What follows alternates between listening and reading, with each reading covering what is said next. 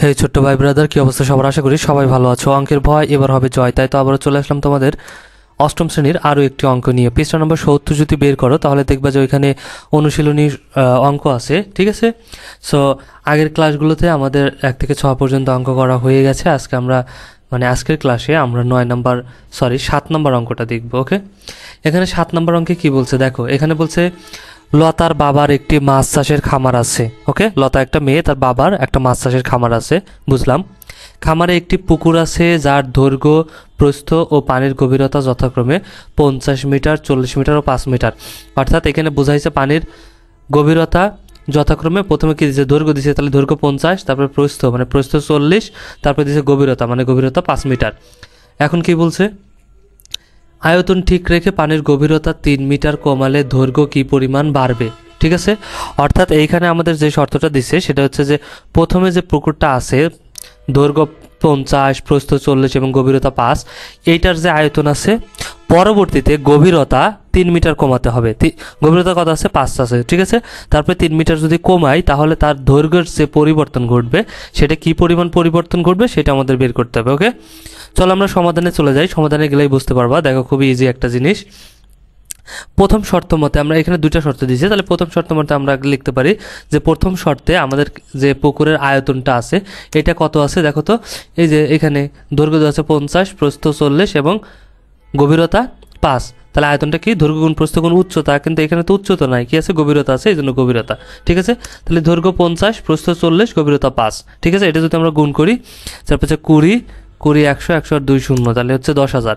তাহলে হচ্ছে 10,000। যদি না পারো আলাদা আলাদা গুণ করে নিও, ঠিক আছে। 50কে 40 দিয়ে গুণ করো, যত হবে সেটাকে আবার 5 দিয়ে গুণ করো, দেখো 10,000 হয়ে যাবে ঘনমিটার। ওকে, আচ্ছা, এটা তাহলে আমাদের প্রথম শর্ত মতে পুকুরের আয়তনটা আমরা বের করে নিলাম। তাহলে দ্বিতীয় শর্তে আমাদের আবার কি বলছে, গভীরতা 2 মিটার কমাইছে।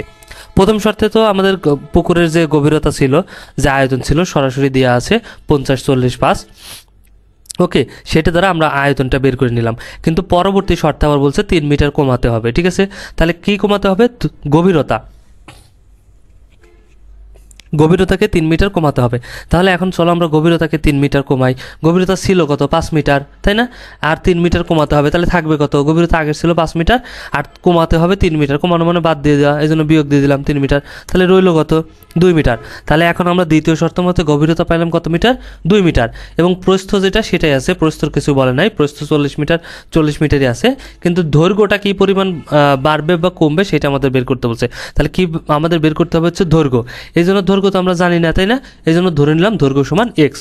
ঠিক আছে, এক্স ওয়াই যে কোনো একটা জিনিস ধরে নিতে পারো, যে দৈর্ঘ্য এক্স, এটা আমরা ধরে নিলাম। ওকে, তাহলে আমরা প্রথম যে আয়তনটা পেয়েছিলাম, তাহলে আয়তন সমান কত পেয়েছিলাম?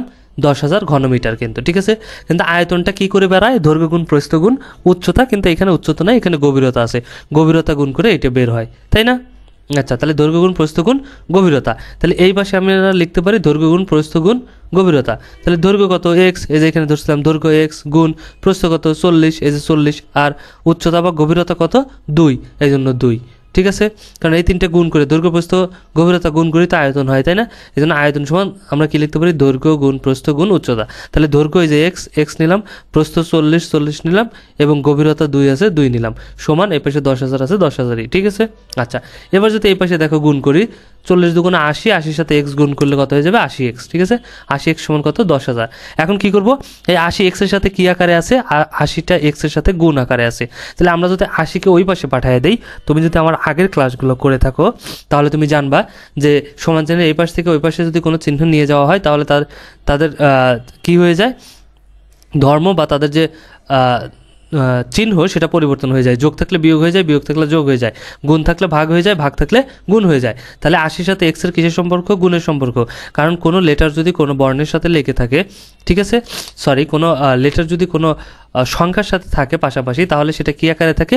গুণ আকারে থাকে। ওকে, তাহলে 80-র সাথে এক্স কী আকারে আছে? গুণ আকারে।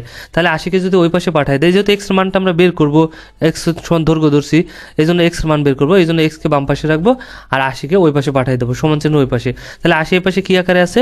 গুণ আকারে। 80কে যদি ওই পাশে পাঠিয়ে দিই তাহলে কী হয়ে যাবে? ভাগ হয়ে যাবে। ঠিক আছে, তাহলে এক্সকে রাখলাম আর 80কে ওই পাশে পাঠিয়ে দিলাম, তাহলে 10,000 ভাগ 80 হয়ে গেল। ঠিক আছে, 80 দিয়ে যদি 10,000কে ভাগ দিই তাহলে কত হয়ে যাবে? 125। ওকে, 125 কিন্তু হয়ে যায়। যদি দেখো গুণ ঠিক আছে না কিনা এইটাতে আবার এটাকে গুণ করলেই পাওয়া যাবে। এই শূন্য দিয়ে সব যদি গুণ করি সবগুলোই শূন্য, এই জন্য লাস্টেরটা শুধু শূন্য রেখে দিলাম। আর 8 দেখুন গুণ করো, 5 × 40 শূন্য, হাতে আমার 4, 8 × 2 = 16, 4 = 20 শূন্য, হাতে আমার 2, 8 × 8 = 2 10, ঠিক আছে, তার মানে ঠিক আছে। তাহলে 125, ঠিক আছে, অর্থাৎ 10,000কে 80 দিয়ে ভাগ দাও, দেখো 125 হয়ে যাবে। ওকে, এখন বলছিলাম আমাদের দৈর্ঘ্য কী পরিমাণ বাড়বে। তাহলে আগের দৈর্ঘ্য, এখন আমাদের দৈর্ঘ্য পেলাম কত 125, আর আগের দৈর্ঘ্য আসলো কত 50, তাই না? তাহলে 125 থেকে যদি 50 বাদ দেই তাহলে কতটুকু বাড়লো সেটা কিন্তু আমরা পেয়ে যাব। অতএব আয়তন ঠিক রেখে পানির গভীরতা 3 মিটার কমালে দৈর্ঘ্য বাড়বে, কত মিটার বাড়বে? এই 125 এখন পাইছি, ঠিক আছে। 125-এর থেকে আগের আয়তন কত, দৈর্ঘ্য কত ছিল 50, ওটা বাদ দিলে কত হয় 75 মিটার। সুতরাং আমাদের দৈর্ঘ্য কত কী পরিমাণ বাড়বে? 75 মিটার বাড়বে। ওকে, খুবই ইজি ছিল কিন্তু, আশা করি বুঝতে পারছো। আর ভিডিওটা যদি ভালো লাগে অবশ্যই একটা লাইক দিয়ে দিও, আর বন্ধুদের সাথে শেয়ার করতে একদমই ভুলো না।